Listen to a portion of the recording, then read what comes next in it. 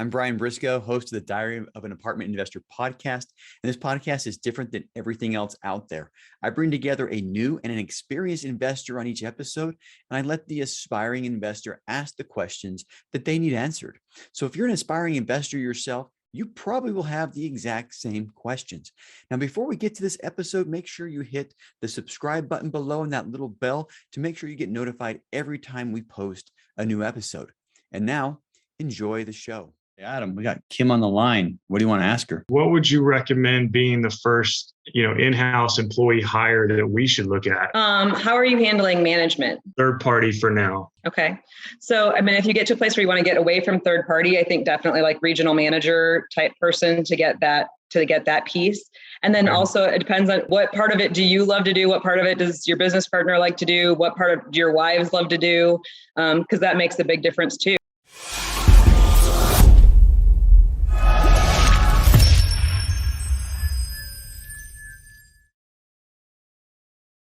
Welcome to the Diary of an Apartment Investor podcast. I'm your host, Brian Briscoe. Very excited for today's show. We've got two amazing people on the line with us today. We got Kim Radaker Bays and Adam Mitchell.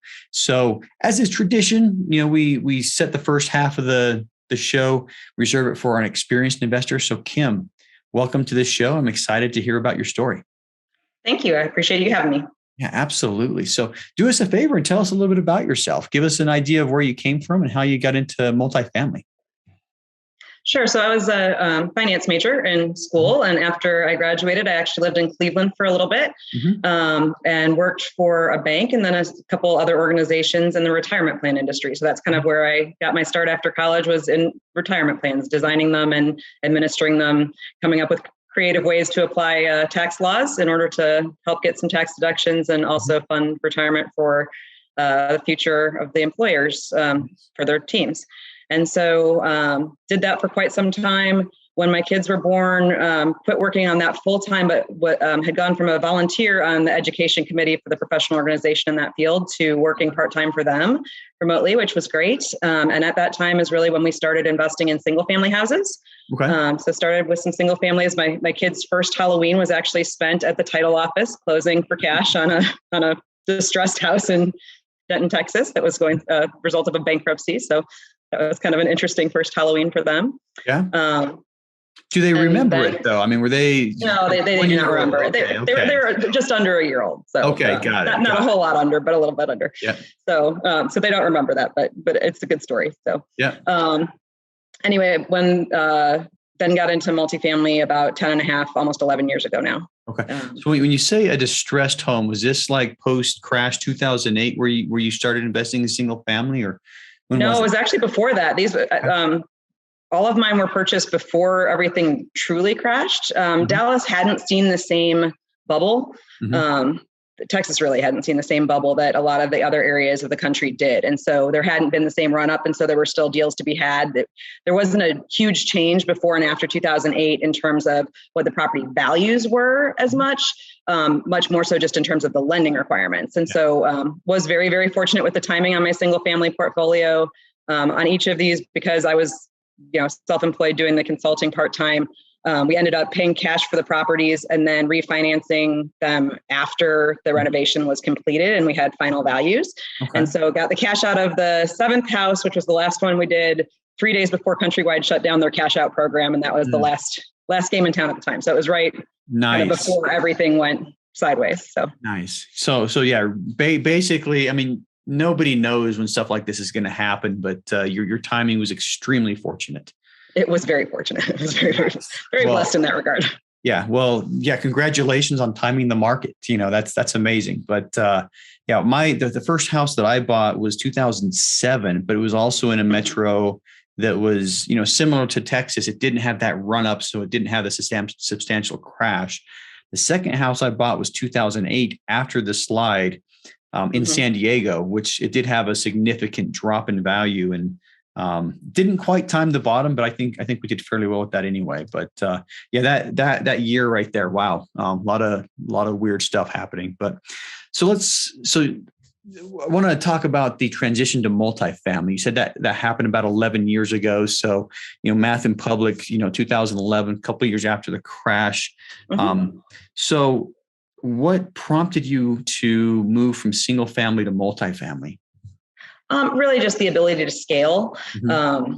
I looked at trying to do some flips or stay with some of the rentals, figuring out those different pieces, and decided that multifamily was really probably a good way to go to really scale up the organization, to get so that I actually had full-time staff, had a manager on site, had a maintenance man on site, so that all of those things were taken care of. One of the great things about single family investing is that it doesn't take much time. Mm-hmm. And one of the horrible things about it is it doesn't take much time. And so you fill your life with other things. And then it's always really inconvenient when somebody else's dishwasher breaks. Yeah. So that would kind of really be the one part of the impetus to get into multifamily. Also, for a while, it was really hard to get the loans. And kind of at that point in time, found a property that was an outstanding deal, had lots of different ways that we could make money with it. And kind of right at that time, we were also fortunate again in timing that a couple of lenders started opening up the ability to lend on distressed properties again, kind of right there in that summer of 2011. And so when we were able to purchase that property, actually with some leverage on it, which is definitely helpful for the returns. So how big was your first multifamily? The first one was 77 units. Okay. That's pretty good size for the first price. And just humor us for a second, how much did it cost, 11 years ago? Do you remember? Oh gosh, that one was like 1.3 million, I think, when we bought it. 77. Something like that. 1.6. I'd have to look. I'd have to check notes. I don't remember exactly what the all-in was versus the actual purchase price, but decent amount of renovation on that one. Okay. And definitely got things cleaned up. That was a really nice one. We got that turned around in 15 months and sold it for a very nice gain for our investors. Nice. And so you say for investors, I assume did you use a syndication model? We did use a syndication model. And the very first one, there were just 6 passive investors, but nice to keep it small. It's grown substantially in more recent offerings. Oh, yeah. I mean, I'm looking at your bio at the same time, and I've got a billion questions to ask about that. But when you bought that, so right now, from your bio, you've bought and sold over 9,000 units, which is a substantial amount. When you bought that first property, you said you kind of moved into multifamily to scale. Did you imagine, 10 years later, you'd be saying 9,000 units? No, I had no idea that it would grow the way that it has. Okay. That has been much more of making the best decisions I can each day and putting one foot in front of the other. Just keep your head down and keep working on things, much more so than any sort of a lofty goal of I want to, hit this many units or other sorts of things. Just try to. Yeah. There's a quote. I don't know who said this first, but most people overestimate how much they can do in a year, but underestimate how much they can do in like 10. Right. So, but yeah, 9,000 units, very true words, very, very true words. So let's talk about the scaling process, going from that one to many, thousands of units. What do you think were the most critical decisions, looking back, what were the most critical decisions in making that happen? I think a lot of it was just getting comfortable with it myself. So really, as soon as you're kind of comfortable with what it is, you set your own metrics and make sure that you actually follow and stick to what your metrics are for buying stuff. And then, really, as long as you're doing good deals, I've found that you can generally raise the funds to be able to do them. Mm-hmm. It's a challenge to find deals. It's a challenge to find equity sometimes. And it kind of throughout the 10 years has kind of ebbed and flowed between those two as to which one's the harder one in that particular week. But I think that's a big thing is just make sure that you keep your eye on the deals, make sure that you're still holding true to your own metrics, whatever those happen to be. And different people are going to have different metrics for what they're trying to accomplish for themselves and for their investors. Yeah. But you can make the spreadsheet say anything you want it to. So just be careful with all of the metrics that you're looking at, that you're not out further on the limb than you want to be. It's okay to walk away from some deals. It's really hard to. Mm-hmm. It's hard when you've got that last look and they're like, well, if you just come up a little more, and it's hard. And it's, because a lot of the time it's very small percentages and stuff, but if you have to have some sort of a place that you call it, or you could end up millions over where you intend. Yeah. You got to draw the line somewhere. You got to have your criteria, stick with your criteria. Otherwise, I think you're right. You can go really, really high on stuff, and man, I don't know. Maybe in the last 2 years, it's almost impossible to overpay with how crazy the market's been recently. But I think in general, yeah, that's very, very sound there. So looking at the size your company, I mean, so you also scaled a company along with your real estate investment. What were your first hires, and what would you recommend for people who are also trying to scale? And I might be stealing some of Adam's thunder because he told me he was going to be talking about asking you questions about the same thing. But what were your first hires? Sure. Well, so the first hire was the manager and maintenance guy for the very first property. So that was the first thing I outsourced, was the day-to-day leasing and filing evictions and whatnot, and finding somebody to fix the air conditioning when it broke. So those were kind of the very first pieces. Obviously, when we 1031 out of that into a 244 unit property, had to add some additional staff, a larger maintenance team, larger office team. Really, it was when we added the other property that we bought about close to a year later, is when we really started to add people that were a little bit more regional level. Okay. It's hard at that size to add them, but it is really helpful to have the extra expertise and extra set of hands to do things. So I think that's been a huge piece of it. And we've always owned the management company since the very first property. So that's been important to have all of that in-house for us. And then kind of the rest of the scaling the business, there's a whole lot of other factors to our business, because sort of every time that we haven't been able to find vendors that can do things the way that we want them done at the price that we want them done, we've oftentimes built another company to satisfy that need. And so we have a materials import and logistics supply company, got a graphic design and signage business, got our interior crew of construction guys that do the renovations on the interiors of the apartments. And again, all of those things were sort of built out of need at some point in time. Several times in my career, we've had hit a big growth patch, and we're like, well, can we really scale the team big enough to take on this bigger situation? And so we, would try bringing in a GC, and I know that there are great GCs out there. I just haven't personally been, I'm fortunate in timing, but not so much in selection of contractors as far as interior renovations, evidently. So it was always just something where, a lot of time had passed and nothing was really all the way done. And so we've always just ended up kind of bringing stuff back in-house in that regard. So construction's pretty much just internal to us at this point in time, though we might scale that service business at some point. But the materials and graphics design, we do service, hundreds of other customers throughout Texas and throughout the country for their logistics and signage and branding needs. Nice. I like that. I like that a lot. Now, a lot of people recommend having a third-party manager when you start, and you went the opposite direction. Why did you choose to manage it in-house from the very beginning instead of getting a third-party manager over the top? Well, probably the most precise and honest answer I can give you on that one is that the business partner that I had at the time and I both had actual time to babysit the project quite a bit.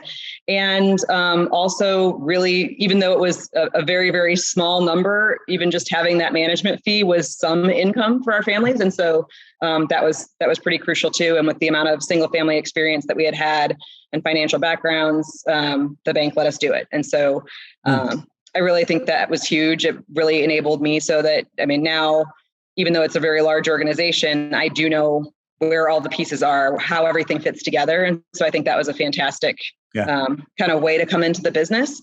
And, third-party management, I know that there's some good ones out there again, but nobody's going to quite care about your business the way that you do. That's so true. And so I'm glad I got to start that way, but yes, it probably was more to make the $500 a month in management fees than it was for most other things at that point in time. It worked for you, and it sounds like it's worked extremely well. And you mentioned a couple of things I'd like to highlight on. Number one, you had the time to do it, and I think a lot of people who are listening to this show are working full time and trying to find apartments and deals to get out of their job. And in that case, I think third-party management is absolutely required. And then the second thing you said is the bank let you do it, and that's also a key consideration. Every time we've applied for a loan, we've had to submit information about who's managing the asset. The property management. And we actually had a bank come back to us. And you talk about good property managers and bad property managers. There's one property manager that was really struggling with a lot of our assets. And we ended up cutting ties with them. But about a month later, a couple of people I know that were using the same management company said that their bank was forcing them to go somewhere else. So, anyway, you're a lot of things there that you said that I just want to highlight. You have to find a good property manager. A lot of times, just like you said, nobody cares about your company like you do. So, if you're able to bring it in house, get the right help to do it, but bring it in house. And a lot of times cutting out that middleman helps. And that's what we're finding right now. So, anyway, let's talk a little bit about, your motivation for all of this. What would you say your big burning why is?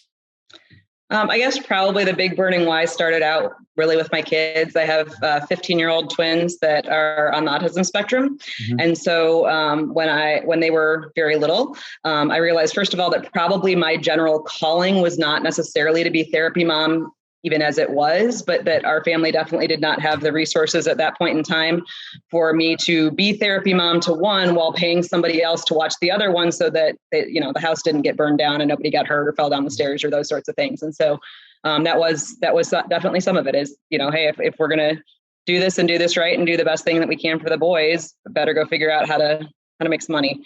So that was definitely where it started from.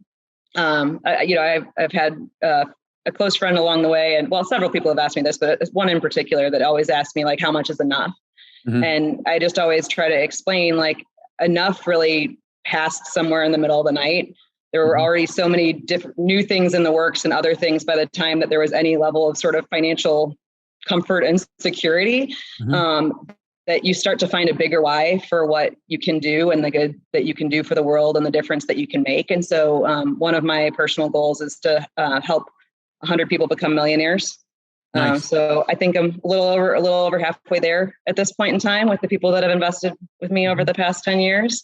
And so that's been really cool to kind of watch that happen and see some of those lives change. And then we also recently started a nonprofit for families impacted by autism. So we've got a ranch that we're doing some development on to have a kind of safe place for families to come spend time together, get to know one another, and just where all of the parents understand that the unexpected is likely to happen and that you just kind of roll with it.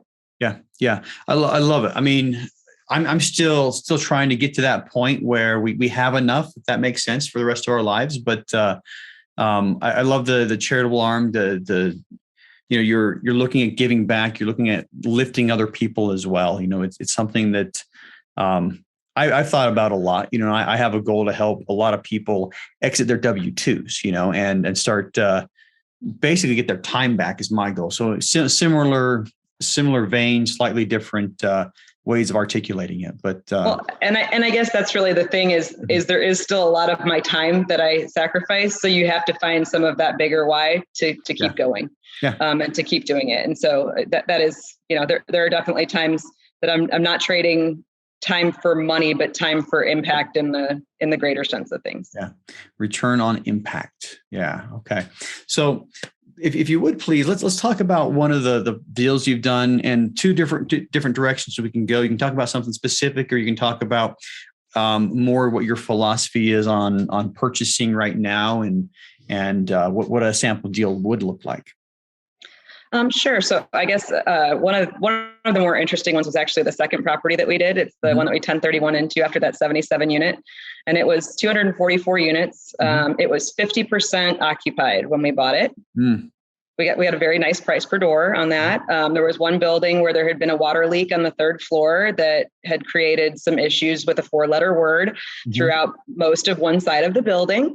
And so got to deal with that. Also, the quality of the residents at that time at that property was just absolutely fantastic. Both boilers had gone out about 6 months prior to our purchase for 30 days. So you can imagine the quality of the people that stuck it out through that. So it's the people who had no other options is what you were left with. Yes. Precisely. So we ended up having to take it down to about 32% occupied before we ever actually started leasing it back up. Definitely had to rescreen everybody, but that was sort of having that much all at once is what sort of launched us into the materials business, which is really kind of a cool piece of it. Got to take the first trip over to China because we knew we needed 200,000 square feet of flooring. And so that was kind of started all of that piece of the business. And so that's been something that's really carried us forward and done a lot of cool things for what we've been able to do on renovations. I mean, to answer the broader question in terms of kind of what we look for, oftentimes generally, because we've gotten to where we do interior renovations well,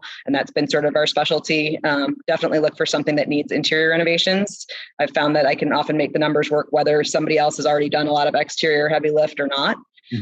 So in that way, that's pretty standard. But then also really looking for managers that manage entirely for occupancy.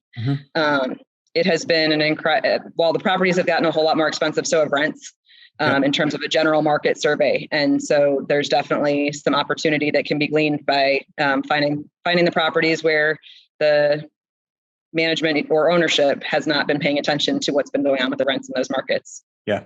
Yeah. And I would imagine, I mean, you didn't say that, you kind of hinted at this, but, with your logistics company, with the way you're getting supplies and all that, I would imagine that you guys can probably do renovations cheaper and faster than a lot of your competitors. Yes.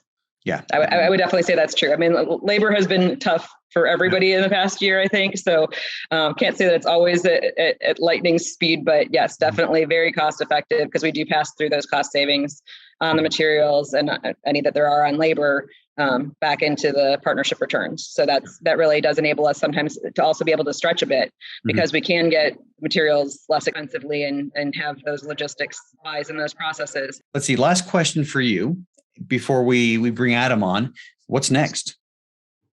Next, we are in search of some properties. We are also starting our first ground up development. So we have 2 different properties under contract that we are starting the development of some townhome communities on. And so I think that's really going to be exciting. At the moment, we've kind of funded with internal funds the purchase of the land. A lot of the architectural engineering probably cover the majority of the horizontal, and then actually take in investments and put debt on at the time that we start to go vertical. So that's a way to increase returns for investors and also just, reduce the amount of loan fees and other things that we have to pay by doing that a little bit later in the cycle. And then we're always looking for additional multifamily existing properties to buy. And so we've got several things. They're running spreadsheets every day. And we're talking through different deals and, have a couple things that we might offer on here soon. Yeah. And going back to the development, you say you're bringing in debt and investors later on in the process. That also reduces the risk for the investors as well, which is for sure kind of a big deal right now. A lot of people are looking at the risks involved with things, maybe a little more so than they did a year or 2 ago. But anyway, well, thanks for sharing your story. We're going to shift gears a little bit and bring Adam on. So Adam, welcome. Thank you. Thanks for having me. How are you guys? I'm doing well. So let's talk a little bit about you. Tell us a little bit about yourself. Yeah, absolutely. So I'm based here in Dallas-Fort Worth as well as Kim. Live in the Dallas side of the Metroplex and Richardson specifically. Grew up here, been here pretty much my whole life. And I started very similar to Kim in single family, bought my first rental property, a house in 2004, and started in single family. I kind of had a construction background in terms of just doing work on those rental properties that I was buying myself and kind of learned and cut my teeth that way.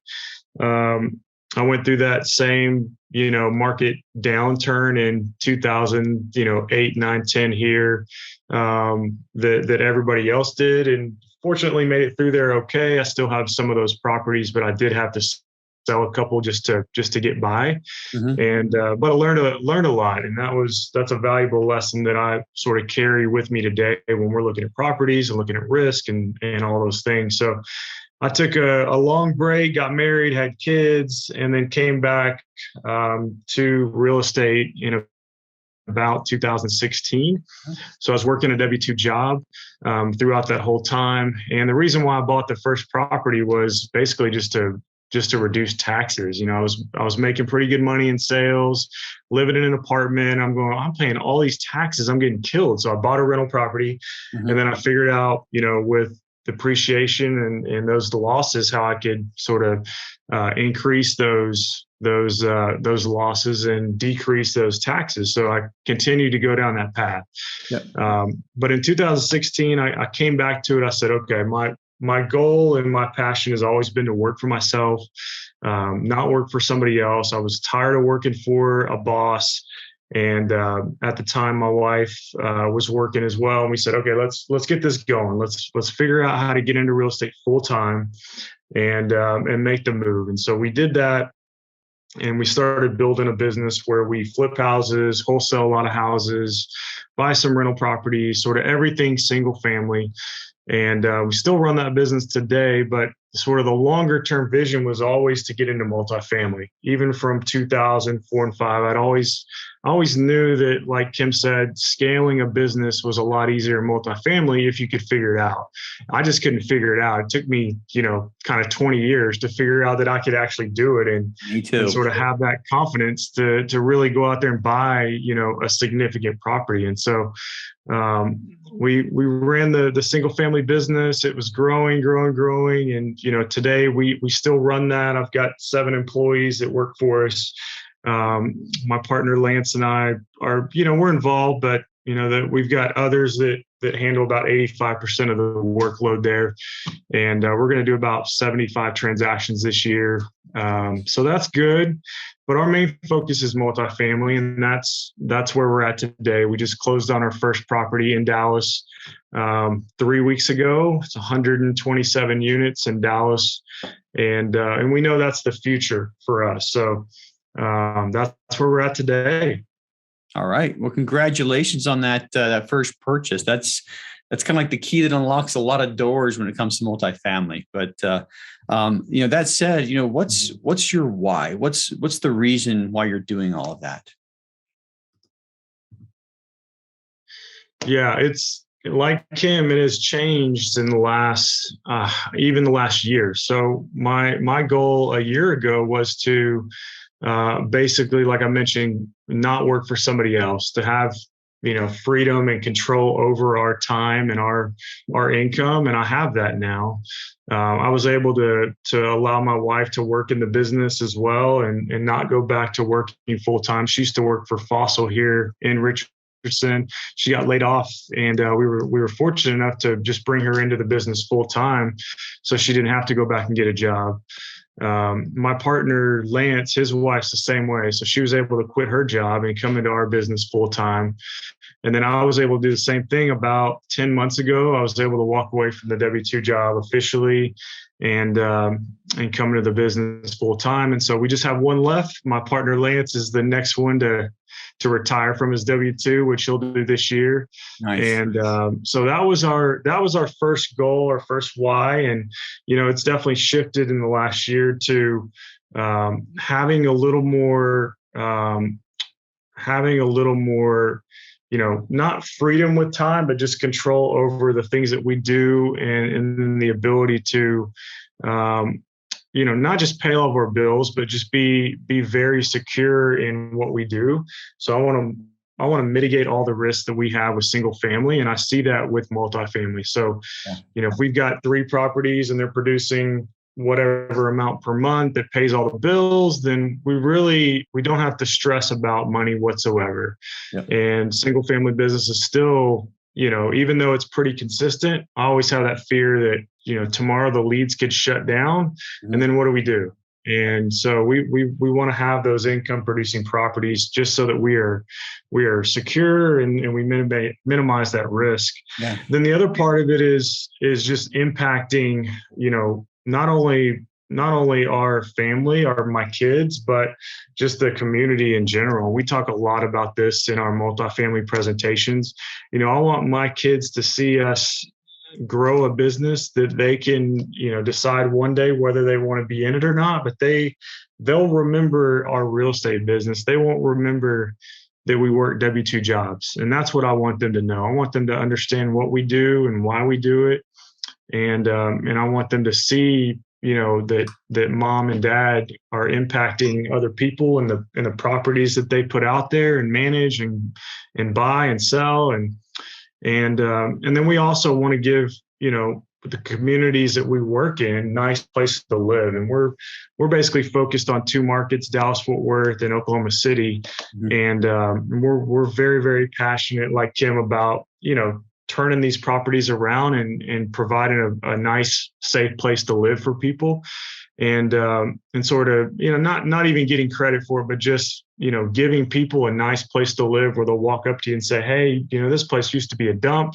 Now we're really proud to live here. We appreciate what you guys have done here. That's important to us. Yeah. And so just creating more impact in our communities is a huge thing for us. And then lastly, I would do this if I wasn't getting paid for it. I'm just passionate about the journey. If I had enough money in the bank where I didn't have to take another dollar from it, this is what I would be doing. And, I tell a lot of people this, that I'm not the fastest, I won't win any races, but I can promise you that I will be doing this long after most people go to bed and long after most people are doing something else, because, I'm just passionate about the journey and I love doing this every day. And it doesn't feel like work to me. This is what I enjoy doing. Awesome. Well, hey, thanks for sharing all that, Adam. Very much appreciate it. Now we come to my favorite part of the show where I say, Adam, we got Kim on the line. What do you want to ask her? Absolutely, Kim. Thank you so much for being on this. This is exciting for us. Congratulations on your first property. Thank you so much. Thank you so much. Yeah, it's been a whirlwind, and my partner and I, the first property, we had this property come to us, and it was an expensive property, and our raise was $5.8 million, and we were very confident that we could get this done. First raise, never done it before. Yeah, we'll do that. Yeah, well, we did get it done, but it was literally down to the hour that we had the last bit of money in before we closed. So definitely a lot tougher than we expected. We were a lot more confident than we probably should have been.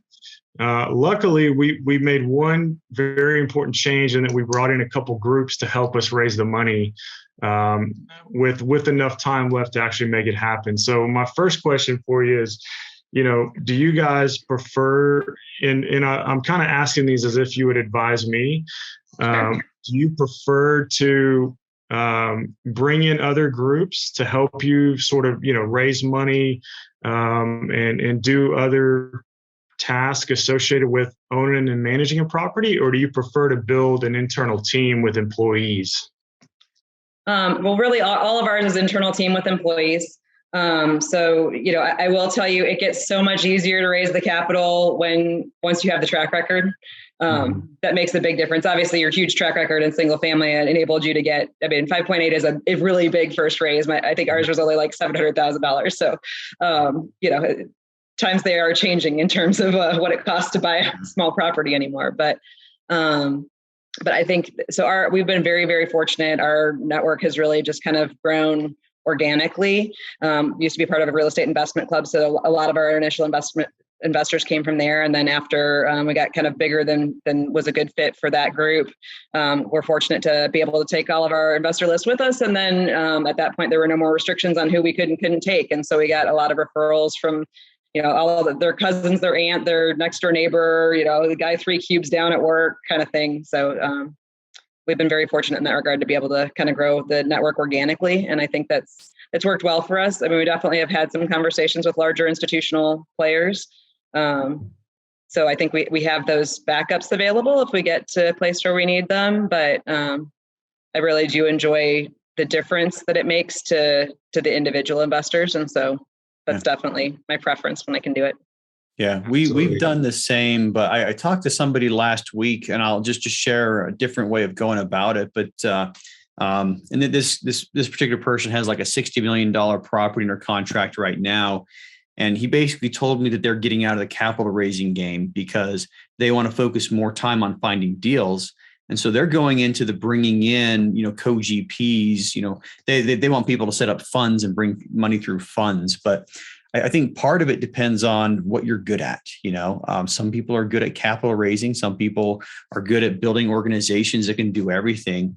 If you're really good at finding deals, maybe you bring other people in. So I think ideally you do both. You're going to make more money if you do it all together. But there's a lot to say about what you like to do yourself too.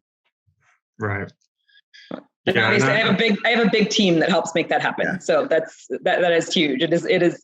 I would have lost my mind long ago if I was still trying to find properties and raise the money myself while they were under contract and on board. So I'm very fortunate to have a fantastic team that does a ton of the heavy lifting on all that. Yeah. And the company I'm with, there's five of us, and so we can each focus on our own, specific area. And so we do it internally as well. We've done all of our capital raises internally too. But, once again, there's 5 of us to share the load. So, a couple of us can focus on raising capital. A couple of us can focus on, the deals. Got it. Well, Kim, you just described what I'm doing today. So I'm doing CapEx, looking at a new deal, working on the management meeting that we're planning. All those things is what I'm doing today. That kind of brings me to my next question is, what would you recommend being the first, in-house employee hire that we should look at? How are you handling management? Third party for now. Okay. So, if you get to a place where you want to get away from third party, I think definitely like regional manager type person to get that piece. And then also it depends on what part of it do you love to do? What part of it does your business partner like to do? What part do your wives love to do? Because that makes a big difference too. Really, you want your first kind of key hire piece to be the piece that is where you need expertise or don't want to, where it's not your strongest area.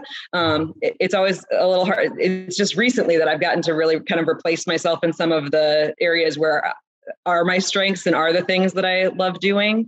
But I was very fortunate almost 7 years ago. She's now my COO, but started as director of operations and has helped me immensely. And so the things that I hated about the business is HR, for one thing. I don't like the paperwork and the counselings and whatever else. It's easy to talk to people, but actually written warnings and all those kind of things were never my fan. I love the financials. She loves the marketing. And so it's been an incredible person to have on my team. She's got tons and tons of the management experience, having grown up in the business from leasing agent on up. And then, whereas complementing my experience with the finance side, with the lending, with, really the deal analysis and the spreadsheets to do all of that. And so I think that's a big thing is to find, there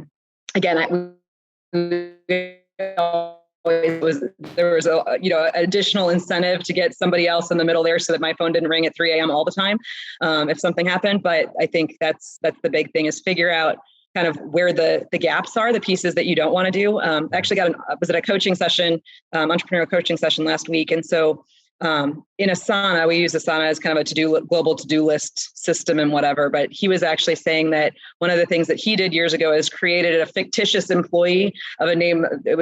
He used the name of a guy he didn't like in high school. Mm-hmm. And so whenever he's doing some task and doesn't like it, he puts it on that list so that as you go to hire, his whole team knows, hey, any of you, if you think any of these things are interesting or something you want to learn or want to do, feel free to take them. And otherwise, the next time that they make a hire, they've got that list of, hey, we should hire somebody that can do these things. And so, even if it's on a much smaller scale, that might be a good thing for you and your business partner and your wives to create a list somewhere that every time one of you is doing something you don't like, toss it on that list. And maybe one of the other 3 will be like, oh, I would love to do that. Or maybe you find out exactly who it is that you want to hire first in terms of those pieces.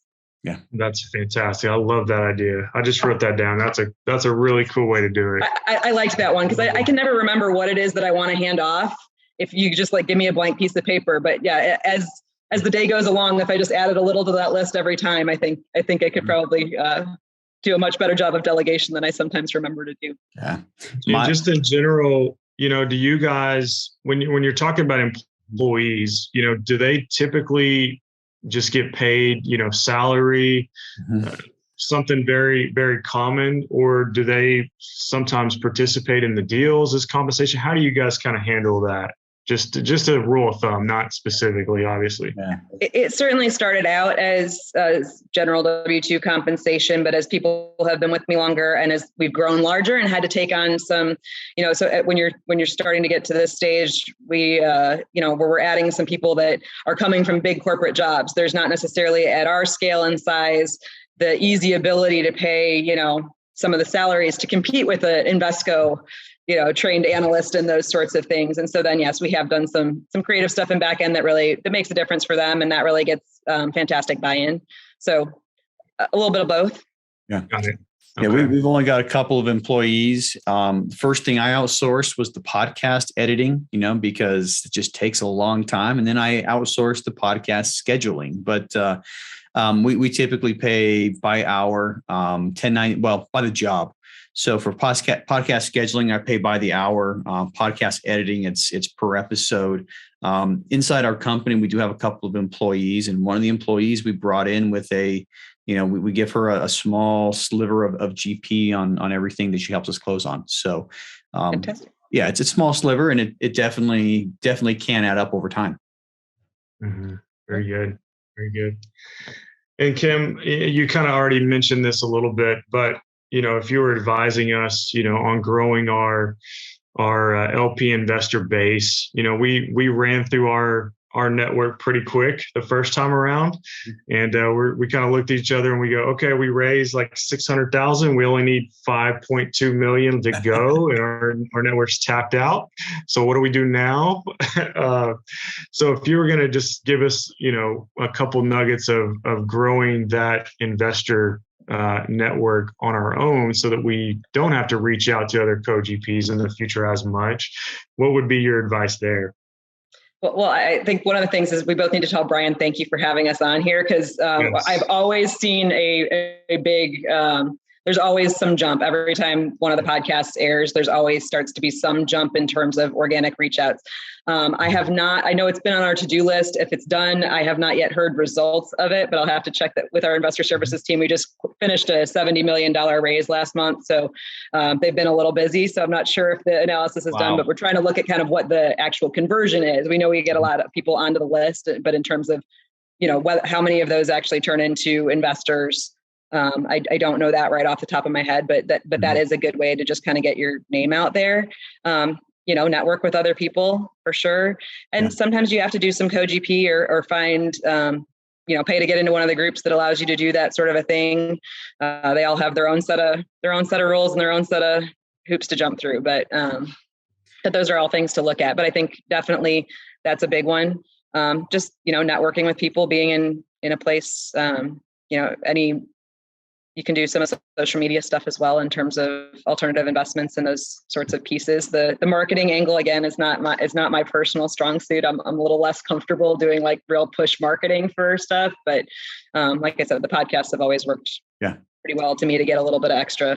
I've done a lot of promotion both through this podcast and a lot through social media as well. Just being able to put yourself out there. And I was terrified at first. I mean, if you had asked me 3 years ago if I would have such a public role as I have right now, and I'm not like, this isn't a huge podcast by listenership by any means, but I wouldn't have believed you. But the benefits that have come from a podcast, from posting, several times a week on LinkedIn and on Instagram, I get people who reach out to me, want to invest. And the first thing they say when they come on a phone or a Zoom call with me is, I feel like I know you already from the podcast or from your social media or from whatever. So for me, that has by far been the thing that's helped the most to bring investors into the group. And out of the 5 of us in the company, I've brought in 60% of the investors, so, and it's been podcasts, it's been social media, and that's what's worked for me. A lot of people do it differently. But there's many different ways to do it. And Kim she's raised a ton more money than I have, probably by like a couple of zeros on the back end, but she did it a completely different way. So bottom line, there's lots of ways to get there. But we are about out of time. So I'm going to ask one last question for each of you. Kim, you get to go first. How can listeners learn more about you? So sure, if investors are welcome to email invest@exppg.com. And Amanda and Jamira are our investor services team. And so they will get you all the information you need, get questions answered. And then also for anybody that has properties that they do own and want some information on some of the supply chain and logistics that we can provide to the materials business, needs some signage. The website for that is existmf.com. And, or you can feel free to email the Invest also, and we can refer you over to the appropriate person on that side of the business that can certainly, we will go through and walk your units, get counts of everything that you need, give you entire kit pricing so that it really simplifies logistics and reduces the number of trips to Home Depot. Awesome.